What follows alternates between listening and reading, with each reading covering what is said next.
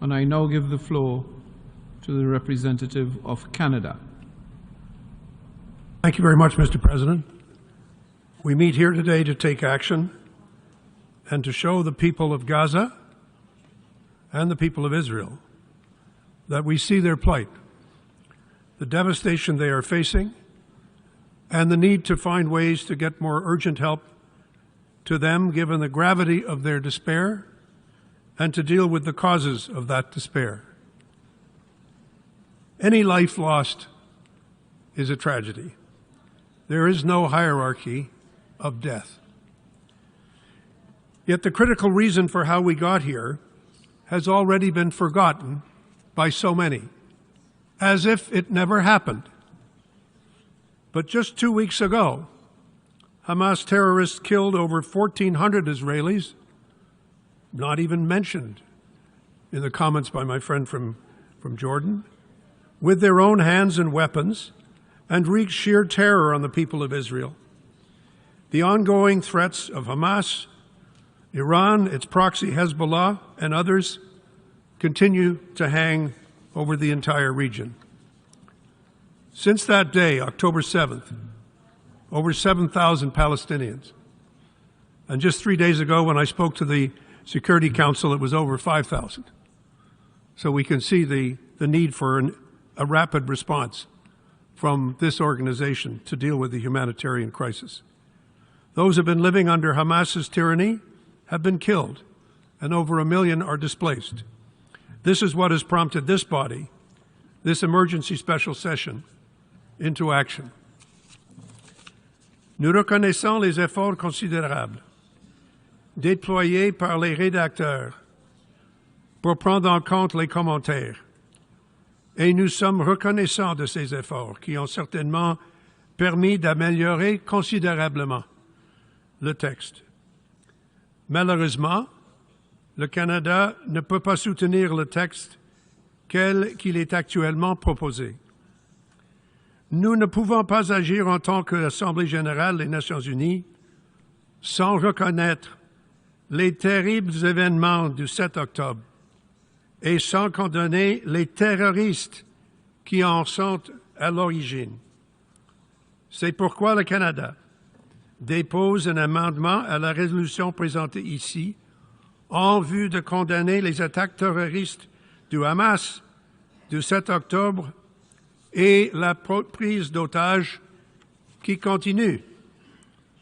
Si l'amendement n'est pas adopté, non seulement le Conseil de sécurité n'aura pas agi à la suite de cette violence, mais cet organe adoptera une résolution qui ne mentionne même pas, nulle part, l'organisation à l'origine de l'une des pires attaques terroristes de l'histoire, et nous devrons tous vivre avec cet échec alors que la tragédie continue de se dérouler. The purpose of this amendment is quite straightforward. It is not, by any means, a whitewash of anybody. Facts are facts. On October 7th, Hamas committed acts of terror by killing and kidnapping innocent men, women, and children. We, in this Assembly, have an obligation to name two things, not mentioned in the draft resolution: the organization that bears responsibility for those events and its consequences, and the deliberate cruelty of the murders and the hostage-taking that is still underway. Our amendment does just that, no more and no less. The actions of a terrorist organization are not to be confused with the will of the Palestinian people. Nothing and no one can justify the terror that Hamas has unleashed.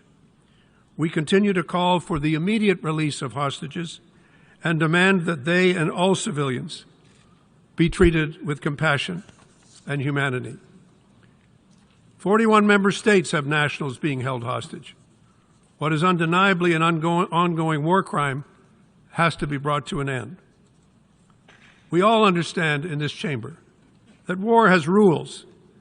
We share a common obligation to protect civilians, to respect international humanitarian law, ensure that aid workers are safeguarded in all circumstances.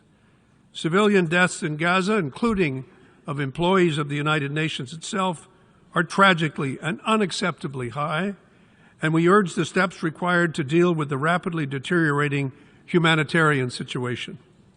Unimpeded access to assistance is essential, which is why we specifically endorse the need for humanitarian pauses. We commend the United States, Egyptian, and Israeli efforts to allow the first deliveries of humanitarian assistance through the Rafah border crossing.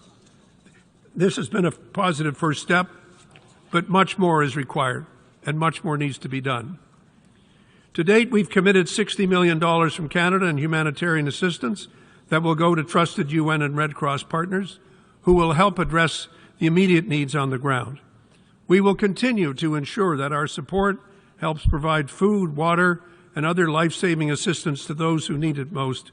As we look at the region in its entirety, it is crucial that the violence we are witnessing in Israel and Gaza does not spread further to the West Bank or elsewhere. The fragile situation along Israel's northern border with Lebanon is concerning to all of us, and more than ever, regional escalation remains a real threat. It is our hope that neighboring countries are not brought even deeper into this conflict. To be clear, Mr. President, Canada supports the right of Israelis and Palestinians to live side by side in peace and in security.